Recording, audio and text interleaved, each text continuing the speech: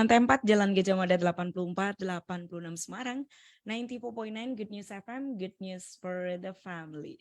Selamat siang Good Soul di mana saja Anda berada. Senang banget saya Indi bisa kembali hadir menjumpai Anda di kesempatan hari ini Good News Healthy Friday ya. Seperti biasa kita bareng dengan Rumah Sakit Panti Wilasa Dr. Cipto Semarang. Maafkan delay sedikit. Delay sedikit atau delay lama nih. Baru aja saya mau on air terus bilang so sorry. Ternyata Dokter Ivan sudah yes. Saya mau sapa dulu Dokter Ivan dari Rumah Sakit Panti Wilasa yang sudah tergabung bersama dengan kami melalui aplikasi Zoom. Dok, apa kabar? Selamat siang, ya Mbak Indi, apa kabar? Sehat? Sehat, puji Tuhan dok. Kemarin agak-agak sakit sih. Tapi puji Tuhan seger liatin Dokter Ivan seger, saya mesti seger juga. Dan ya mungkin jadi banyak sakit ya. Gimana dok? Kira-kira ini hujan terus jadi sakit. Iya, hujan, terus macam-macam sih dok. Banyak yang dipikir juga ya biasanya ya. Iya. Biasanya karena banyak yang dipikir. Dokter Ivan apa kabar nih aktivitasnya nih? Baik, luar biasa. Padat banget nggak dok? Ya lumayan. Lumayan ya. Oke, thank you ya dok untuk kerjasamanya Panti Wilasa Dr. Cipto sama dengan Good News ya. Udah cukup lama Ya. dan hopefully bisa terus memberkati Good News Family dengan beberapa informasi-informasi seputar kesehatan. Seperti hari ini juga pasti Dr. Ivan banyak nih. Dr. Ivan ini mirip dengan like father like son. Ngomongnya tuh pintar banget. Saya kalau dengerin ketawa sendiri, waduh udah mirip banget. Cuman kalau Dokter Ivan ini versinya versi suka joke. banyak apa namanya joknya gitu kan. Oke. Wow. Iya. Dok mau berbagi apa nih? Hari ini kita akan bicara tentang konstipasi ya. Mesti jarang diomongin ini. Konstipasi atau penyakit tidak bisa buang air atau bahasa Jermannya bebelen ya. Iya, Gitu. betul. Iya. Iya. Ini Sering nggak menimpa anak-anak ya dok, ya dewasa aja, anak-anak baby tuh yang kasihan. Iya, betul. Jadi tidak hanya menimpa anak-anak, tetapi juga orang dewasa. Dan juga banyak ditemui ya, terutama pada orang-orang tua ya. Oke, jadi pertama kita harus tahu dulu definisi dari konstipasi ya.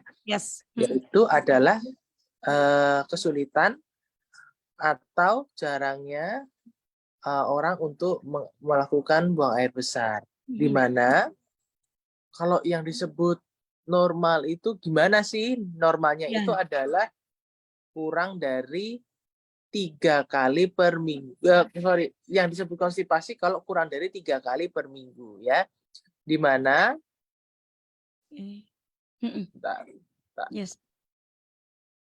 berarti kurang dari 3 kali seminggu itu udah termasuk apa namanya konstipasi. Benar ya dok? Betul, kurang dari 3 kali seminggu, di mana juga BAB-nya itu susah untuk lampias atau keluar semua, di mana juga konsistensi dari fesesnya itu juga keras ya, dan ada kesulitan pada saat buang air besar seperti itu ya. Nah, untuk konstipasi itu ya, tanda dan gejalanya adalah pertama adalah pengurangan atau turunnya frekuensi dari buang air besar. Kemudian tadi yang kedua adalah BAB-nya keras ya, dan harus mengejan dengan keras ya. Nah, biasanya biasanya apa sih obat-obatan yang menyebabkan konstipasi ya? Ternyata minum obat antihipertensi, minum obat antidepresan ya, kemudian minum obat-obatan untuk asam lambung, antasida ya, itu seperti promah dan sebagainya, itu bisa menyebabkan konstipasi. Dan juga obat-obatan seperti anti nyeri yang mengandung narkotika ya, contohnya tramadol itu bisa menyebabkan konstipasi atau tidak bisa BAB ya. Nah, kemudian ada nggak penyakit yang menyebabkan konstipasi? Ada banyak. Contohnya pertama hipotiroid ya, hipotiroid itu bisa menyebabkan konstipasi. Megakolon ya, ususnya besar itu menyebabkan konstipasi. Struktur ususnya menyempit pada bagian tertentu. Bisa disebabkan karena apa? Karena tumor, misalnya tumor pada usus itu menyebabkan konstipasi. Diabetes mellitus juga menyebabkan konstipasi karena terjadi gangguan saraf-saraf otonom di usus, sehingga kalau BAB-nya EE-nya itu penuh di usus tidak terasa. Akibatnya tidak ada keinginan untuk buang air ya. Kemudian juga terakhir adalah IBS, irritable bowel syndrome, atau kata Dr. Yosef, sindroma usus rewel ya. Nah, itu sindroma usus rewel itu gejalanya bisa baik mencret maupun konstipasi. Jadi bisa EE-nya cair, EE-nya keras juga bisa seperti itu. Nah, ternyata pada usia dewasa itu jumlah orang yang terkena konstipasi sekitar 10% ya. Biasanya karena gangguan dari diet atau makanannya ya. Contohnya orang-orang yang tidak suka makan sayur, tidak suka makan buah ya. Makanan-makanan yang mengandung serat bisa menyebabkan terjadinya konstipasi pada orang dewasa. Tapi normalnya orang dewasa itu jarang untuk mengalami konstipasi. Nah, sementara pada orang tua atau orang-orang dengan di atas 65 tahun itu lebih sering untuk terjadi konstipasi. Kenapa? Karena sudah mulai ada gangguan mekanik dan gangguan hormonal di usus ya. Jadi kalau kita seringnya dulu mikir ya bahwa usus itu adalah seperti organ pipa ya, pipa yang panjang dari mulut sampai saluran pencernaan itu ya, sampai ke anus, itu salah ya. Jadi usus kita itu punya merupakan suatu organ hormonal. Jadi dia bisa mengeluarkan hormon-hormon juga. Nah, pada orang tua hormonnya itu rendah, sehingga mudah sekali terjadi konstipasi ya. Nah, kalau pada orang tua jenis konstipasinya namanya adalah chronic idiopathic constipation. Jadi suatu konstipasi kronik ya yang terjadinya makin lama makin berat, tapi penyebabnya tidak diketahui. Seperti itu ya. Nah, kenapa kok bisa terjadi konstipasi? Ya karena terutama tadi yaitu motilitas atau gerakan ususnya itu terganggu ya. Nah, bisa juga ya penyerapan airnya terganggu ya, sehingga air yang diserap di usus itu banyak, sehingga kalau BAB itu harusnya agak konsistensinya agak lunak, dia menjadi keras sekali seperti itu. Nah, kemudian normalnya gimana sih kalau motilitas dari usus itu? Normalnya adalah makanan itu masuk dari mulut, kemudian ke esofagus, ya, kemudian ke lambung, kemudian ke usus kecil, ya, kemudian ke usus besar, ya, kemudian dikeluarkan dari rektum atau anus, ya. Dan tetapi normalnya itu pada dalam 1 sampai 2 jam makanan itu sudah sampai dari mulut ke usus kecil, ya, usus 12 jari ya, dia di mana nanti dia akan di penyerapan nutrisi paling tertinggi di situ ya. Kalau penyerapan air paling banyak ada di usus besar. Ya, di mana BAB kita itu bisa bertahan dari 1 sampai 3 hari di usus besar. Jadi kalau orang tidak BAB sampai 3 hari itu ya memang ada orang tertentu yang seperti itu, jadi masih normal. Tetapi kalau sudah kurang dari 3 kali seminggu, nah itu perlu dipertanyakan. Berarti mungkin ada suatu konstipasi kronik, ya. Nah, kemudian apa saja pada usus besar itu yang menyebabkan terjadinya konstipasi? Pertama adalah miogenik. Jadi miogenik itu adalah adanya gangguan usus.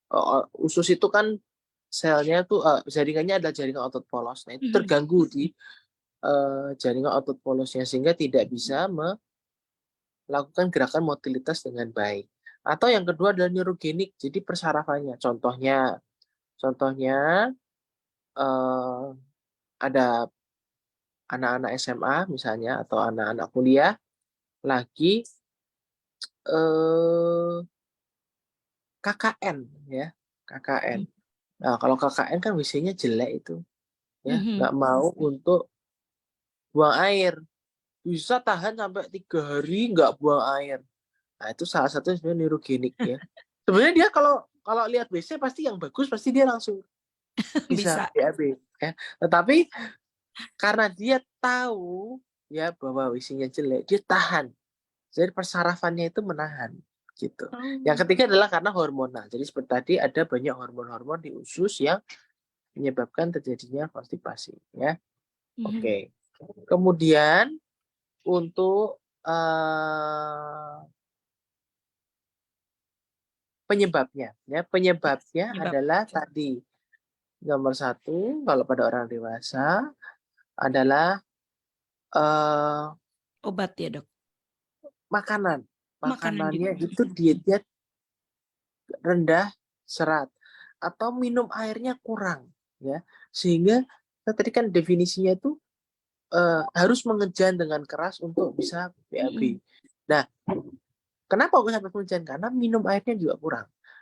Jadi kalau dia minum air kurang, kemudian makan buah dan serat kurang, itu bisa menyebabkan terjadinya konstipasi. Ya. Kemudian yang kedua adalah yang ketiga tadi yang pertama makanan, yang kedua air, yang ketiga adalah imobilisasi. Imobilisasi ini tidak bergerak. Nah, ini contohnya pada orang tua yang mengalami stroke, orang tua yang mengalami kanker di rumah perawatannya ya, itu mengalami gangguan motilitas dari usus karena imobilisasi, tiduran terus ya. Yang keempat adalah karena obat-obatan. Obat-obatan yang tadi saya sudah jelaskan ada banyak ya. Nah, kemudian ada gangguan penyakit-penyakit lain. Penyakit lain misalnya apa? Hipokalemia, hipomagnesium, tadi hipotiroid ya, DM, Parkinson, demensia, stroke, itu menyebabkan konstipasi juga. Nah, atau gangguan struktur. Kenapa orang kok enggak konstipasi? Ternyata orang itu punya apa itu namanya? Punya anal fisur atau visura ani ya. Atau dia ternyata hemoroid. Kalau BAB dia takut sehingga karena nyeri sehingga dia tidak BAB, sehingga dia BAB menjadi keras, sehingga dia kalau BAB harus mengejan dengan keras. Seperti itu. Ini untuk Ya. anak-anak ya, Dok? Atau untuk orang dewasa juga? Orang dewasa. Itu biasanya memang otomatis dari perintah dari kepala juga, oh sakit berarti nggak usah kayak gitu kali ya, Dok ya? Iya, jadi Iya. ada faktor psikis juga. Ya. Nah, gimana cara kita mengevaluasi? Ada namanya constipation assessment scale ya. Nanti kalau mau bisa dicari di Google atau psychometric assessment of constipation untuk melihat sebenarnya ini konstipasi sudah seberapa berat ya. Nah, kemudian juga perlu pemeriksaan ya, baik pemeriksaan umum maupun pemeriksaan di perut dan pemeriksaan rektal ya. Pemeriksaan dicek anusnya. Ternyata sering sekali pasien kita itu ususnya normal ya. Dengan diperiksa kolonoskopi, kemudian di endoskopi ya, hasilnya normal, tidak ada masalah. Kalau konstipasi itu yang diperiksakan kolonoskopi ya, ususnya juga baik. Tapi ternyata dia ada hemoroidnya, ada apa namanya, visura aninya, sehingga pasien itu tidak bisa BAB karena dia sebenarnya kesakitan kalau BAB seperti itu. Oke, ya. Nah, kemudian apa saja yang bisa dilakukan pemeriksaannya ya? Ada X-ray ya, diperiksa dengan dimasukkan enema ke dalam anus, kemudian kita lihat jangan-jangan di dalam usus ada strukturnya ya. Kemudian bisa dilakukan elektromiografi atau rectus sigmoid, elektromiografi dari otot sigmoid ya. Kemudian juga bisa dilakukan pemeriksaan anorektal manometri, tapi jarang dilakukan ya. Kemudian distensi atau dibusi, jadi ususnya dilebarkan supaya dia BAB-nya bisa turun, ada juga. Atau juga tadi diperiksa dengan barium ya. Nah, apa yang bisa dilakukan? Nah, kalau Anda mengalami konstipasi, nomor satu yang bisa dilakukan adalah dengan minum air yang banyak, makan makanan tinggi serat, buah-buahan, dan sayur-sayuran. Juga jangan lupa harus olahraga, karena olahraga itu meningkatkan motilitas dari usus. Ya. Kemudian juga hindari obat-obatan yang tadi menyebabkan konstipasi. Dan juga mungkin bisa dibantu dengan pencahar, ya. Pencahar. Atau juga bisa dibantu dengan enema. Ya. Pada orang tua seringnya pencahar aja sudah tidak monjat, harus di enema, harus di manual. Manual itu diambil fesesnya pakai jari, ya, karena sudah tidak bisa Itu lagi tindakan untuk tindakan mandiri atau mesti ke apa namanya ke tenaga medis, Dok? biasanya kalau sudah pakai enema atau sudah harus diambil secara manual itu dengan perawat seperti Oh, itu, dengan oke. tenaga medis seperti itu, ya. Kemudian apalagi yang harus diperhatikan yaitu tadi, jadi jangan panik nomor satu. Kalau tidak bisa BAB, seringkali adalah penyebabnya dari psikis juga. Tetapi juga bisa karena usia, hormonal, dan sebagainya. Ya. Kemudian untuk alternatif bisa dilakukan akupuntur, ya. Kemudian juga ada abdominal massage terapi, tapi ini harus dengan tukang pijat, maksudnya yang massasnya itu yang bersertifikasi ya, cuma sangat jarang di Indonesia. Oke. Kemudian untuk pemberian pencahar itu bisa macam-macam ya. Itu nanti kalau mau tahu bisa konsultasi aja ke kita ya. Nah, gimana nih kalau misalnya ada pasien yang, "Dok, saya kok sudah lama tidak bisa BAB-nya teratur ya. Kemudian kalau BAB nyeri ya, fesesnya juga konsistensinya keras." Sebaiknya bagaimana, Dok? Sebaiknya coba kapan-kapan periksa ke dokter gastroenterologi ya, untuk diperiksa sebenarnya di ususnya ada masalah apa. Kalau kita kan tidak bisa melihat oleh mata telanjang itu ususnya di dalam ada apa. Jangan-jangan ternyata ada tumornya. Jangan-jangan ternyata tadi ada hemoroidnya. Kita perlu cek rutin. Nah, mulai kapan sih? Mulai usia paling tidak 50 tahun. Kalau punya saudara yang mempunyai riwayat kanker usus. Tetapi kalau misalnya tidak ada, ya 60 itu sebaiknya sudah mulai rutin diperiksa. Seperti itu. Ya, nah ini dia. Ada teman tuh yang udah biasa nggak apa? Ini tuh juga tanya. Sudah terbiasa 3 hari sekali, Dok. Itu Mm-mm. ya kayak yang nyaman-nyaman aja gitu. Sebenarnya ada yang bahaya kalau dianya sendiri nggak worried berarti nggak perlu ke itu ya. Saya pikir tetap harus perlu untuk cek ya, Dok ya. Mm-mm. Memang itu kalau Mhm, seharusnya kalau untuk screening itu 45 tahun sudah harus di screening ya. mhm, Nah, baiknya 45 tahun. Apalagi tadi dengan keluarga yang riwayat ada colorectal cancer itu wajib untuk screening mulai usia 45 tahun ya. Karena begini, "Dok, saya makannya sehat, sayuran terus ya, mhm, makan buah-buahan rajin. Saya nggak makan nih minyak-minyak, nggak makan micin-micin, nggak makan makanan yang mengandung pengawet." mhm, Itu sekarang.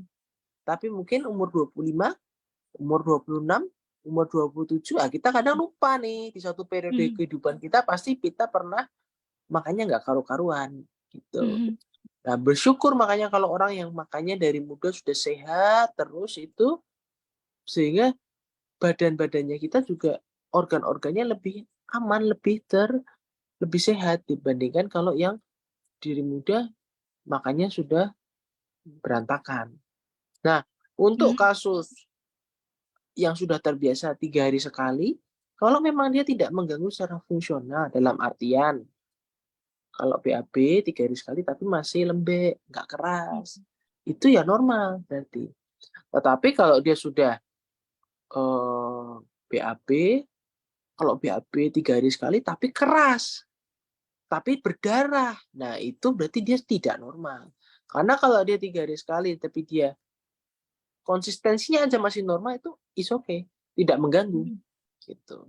Dan memang kita tidak bisa membandingkan saya dengan Mbak Indah ya Indi. misalnya, Mbak Mhm. Indi itu eh, gerakan ususnya beda, tidak bisa Mhm. disamakan. Jadi orang masing-masing berbeda. Apalagi dengan kalau yang usianya lebih tua, tadi punya sakit gula, itu akan motilitasnya lebih lambat. Itu. Lain dengan orang muda yang Mhm. aktivitasnya tinggi, makannya juga banyak, Mhm. motilitasnya pasti lebih bagus. Seperti itu. Oke, well ini Dok kalau misalnya untuk baby, ini ada yang sempat tanya sih ya. Kalau untuk baby itu baby 13 bulan. Itu kalau Mm-mm. seperti itu yang bisa dilakukan atau itu pertolongan pertama sebelum mesti ke dokter kan. Pasti orang tuanya yang panik ya. Karena Mm-mm. liatin babynya ketika mesti BAB kan pakai acara nangisnya yang nangis kasihan gitu loh. Nangis yang Mm-mm. kesakitan itu kan kita ngerti, nangisnya yang nangis cuman nger gitu atau minta sesuatu, Mm-mm. nangis yang Betul. sakit kan berbeda. Nah, ini pertolongan pertamanya apa, Dok? Apakah seperti orang dewasa dia mesti banyak gerak juga? Itu help nggak, Dok? Nah, ini pernah kejadian ya pada pasien saya.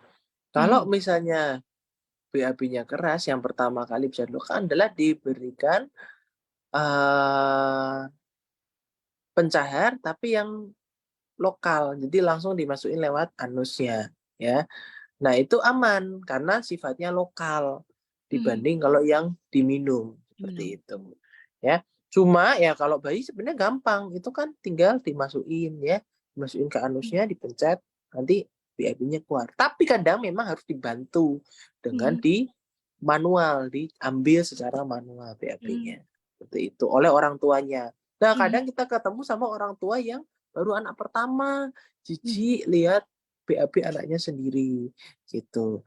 Nah, juga jangan lupa kalau dia sampai BAB-nya keras berarti artinya minumnya kemungkinan kurang ya. Mhm. Jadi kalau bayi itu memang normalnya BAB-nya justru agak lembek-lembek karena dia banyak makan minum susu Oh, ya. iya. Mhm. Kalau dia sampai BAB-nya keras berarti kemungkinan dia minumnya kurang. Nah, seringkali orang tua itu hanya memberikan susu-susu tapi lupa dikasih air putih. Seperti itu. Jadi harus diberi air putih juga. Dan sering terjadi juga pada orang yang diet loh, Mhm. ternyata. Nah Mbak ini biasanya Ibu. kalau diet malah justru bisa lancar ya, Dok? Biasanya Oh loh. enggak, diet Oh, kalau oke. yang makan. Sekarang kan ada Oh, banyak yang iya. menggunakan makan cuma sehari sekali, makan sehari 2 Mhm. kali. Nah, ternyata Mhm. makan sehari 2 kali, itu menyebabkan kita lupa minum juga. Sehingga Mhm. sebenarnya terjadi dehidrasi. Makanya kalau diet, orang-orang seringkali mengalami gangguan konsentrasi. Mhm. Sebenarnya terutama bukan cuma dari kekurangan nutrisi, tapi kekurangan cairan, airnya kurang. Nah, oleh sebab itu saya selalu saranin pasien-pasien saya yang diet itu untuk minum cairan elektrolit ya. Macam-macam Mhm. lah ada di toko. Nah, itu untuk supaya meskipun kalorinya itu kita kurangi, tapi garam itu kita tidak cegah. Sekarang bahkan ada produk-produk yang low kalori, ya. Mhm. Jadi memang garamnya itu sedikit, nggak banyak. Mhm. Sorry, gulanya itu sedikit, nggak banyak. Gulanya. Jadi cuma butuh garamnya kita ambil, tapi gulanya kita nggak ambil. Seperti itu. Oke, nah ini dia. Saya tadi kepikirannya kalau diet itu rata-rata sekarang pakai apa namanya, dibantu sama minuman tertentu kayak gitu kan, Dok. Ada pil tertentu gitu kan. Itu Oh, justru lancar ya. ada Mhm. yang pasien-pasien yang minum pencahar ya. Mhm. Jadi dia minum pencahar supaya BAB-nya banyak. Mhm. Nah, tapi kan usus kita itu nggak bisa dipaksa ya. Jadi Mhm. dia tuh pinter, nggak mungkin dipaksa untuk ayo kerja keras itu supaya Mhm. semua semua yang makan dikeluarkan. Tapi Oh. nggak bisa seperti itu, Mhm. tetap ada penyerapannya. Nah, seringkali sekarang justru yang tipenya Mhm. makanya sehari sekali, makanya sehari 2 kali. Gitu. Nah, Mhm. itu seringkali orangnya lupa minum seperti itu. Oke. Kalau yang untuk detox, Dok, detox itu memungkinkan juga nggak sih yang misalnya yang dulu terakumulasi bisa kebuang itu kan biasanya ada informasinya seperti itu. Biasanya orang lebih memang tertarik dengan apa namanya hal-hal atau penawaran-penawaran semacam itu. Kalau menurut dokter mungkin boleh disampaikan. Ya sebenarnya detox itu kan membersihkan usus katanya ya. Kalau kita Aha. bilang membersihkan usus ya. Mm-mm. Nah, nomor satu yang harus kita pahami bahwa usus itu sebenarnya organ yang pinter ya. Dia itu akan selalu bergerak. Jadi fesesnya itu akan selalu dikeluarkan ya. Racunnya itu akan selalu dikeluarkan. Tapi memang harus minum airnya banyak. Jadi kalau kita bilang detox dengan obat-obatan tertentu sebenarnya juga nggak terlalu benar. Karena kalau kita minum air putih banyak, itu secara otomatis akan terjadi detox itu, dibersihkan ususnya, gitu. Dia tetap bekerja dengan minuman putih. Biasa pun yang banyak Air dia akan putih. membantu proses kerja usus ya, Dok. Seringkali kita membayangkan tuh usus tuh seperti pipa gitu ya. Iya bener, Yang Dok, saya juga begitu loh. iya, benda kaku yang terus nanti bisa keluar keraknya gitu ya. Keluar jadi karatan lah gitu. Enggak, usus tuh enggak seperti itu. Usus tuh pintar sekali gitu. Ya, malah ada yang kepinteran, yaitu harusnya dia jatahnya untuk regenerasi sel, dia enggak tetap di situ. Oke. Nah, itu kalau kepinteran jadi kanker. Ya, jadi Nah, tumor aduh. gitu. Dia nggak mau mati, dia maunya regenerasi terus gitu. Dia berkembang biak, ngasih makan dirinya sendiri. Nah, itu jadi sel kanker ya. Jadi Oh, hati-hati sekali dengan obat-obatan yang kita makan ya, dengan suplemen-suplemen yang kita makan apakah itu sudah dipakai dan approve keamanannya ya. Ada banyak obat-obatan herbal disiarin di radio-radio juga ya. iya, betul. Itu harus hati-hati penggunaannya karena obat-obatan seperti itu ya belum ada penelitiannya. Sehingga ya betul mungkin bisa sembuh, tetapi efek sampingnya itu bisa berbahaya. Gila ini bahayanya ya. Karena kita nggak ngerti, Dok ya, biasanya sesuai dengan kebutuhan kita sepertinya ditawarkan gitu kan. Orang apa namanya menerima tawaran itu biasanya balik lagi. Tujuannya sebenarnya baik sih, Dok, untuk menjaga kesehatan, menjaga apa namanya kebugaran kayak gitu kan. Tapi ternyata kita masih tetap dibutuhkan konsultasi ke apa yang expert ya, Dok. Betul, Oke. betul sekali. Ini Gun Somli ya, karena kita tadi late masuknya dan Dokter Ivan ini banyak sekali kegiatan, kami mohon maaf banget. Dokter Ivan kayaknya mesti ada yang harus dikerjakan kembali. Dokter Ivan mungkin boleh disampaikan ini, karena sebenarnya masih banyak beberapa pertanyaan nih nanti di next kita bakal bahas ini. Ini ide yang brilian, saya juga nggak kepikiran nih, karena ada berapa anak yang justru yang kasihan anak ya, Mungkin ada baby yang ya. mau tanya, ada yang mau tanya dulu gak? Masih ke baby sih, Dok, yang anak Oh masih tadi. baby, gimana Yang gimana? Pertanyaannya apa? 13 bulan itu kan karena beberapa hari kemudian dibawa ke dokter. Nah, harus dibawa ke dokter baru bisa lagi. Nah, yang dikhawatirkan kalau misalnya nanti akan ada lagi harus ke dokter lagi atau bisa dibantu mandiri dengan yang disampaikan dokter, mungkin ada tambahan tipsnya. Ya, pertama ya tentunya bisa Nah, sekali dicoba untuk sendiri ya. Nah, tapi nomor satu ibunya berani nggak gitu. Kalau ibunya berani, dicoba sendiri nggak apa-apa ya. Dikasih pencahar, kemudian juga pelan-pelan gitu. Tanya sama dokter anaknya, kemarin kan sempat ke dokter anak, obatnya yang ya. dipakai apa, dikerjakan sih di rumah. Jangan lupa 13 bulan itu sudah boleh makanan pengganti ASI. Jadi harus mulai jangan cuma ASI aja. Mulai dietnya macam-macam ya. Juga jangan lupa air putihnya dibanyakin. Oke. Seringkali kita lupa anak-anak itu tidak dikasih air putih. Seperti Nah, itu. ini pertanyaannya juga kurang cairannya itu air putih atau susu? Ternyata air putih ya, Dok ya. Iya, Air putih dan susu itu juga harus seimbang. Jangan air susunya kebanyakan, terus airnya kebanyakan, ya. Harus seimbang, ya. Kira-kira berapa sih kalau sehari itu ya? Sebenarnya namanya anak harus dipaksa ya. Kalau kita lihat di anjuran dokter anak tuh selalu ad libitum, sesuai kemauan anak namanya ya.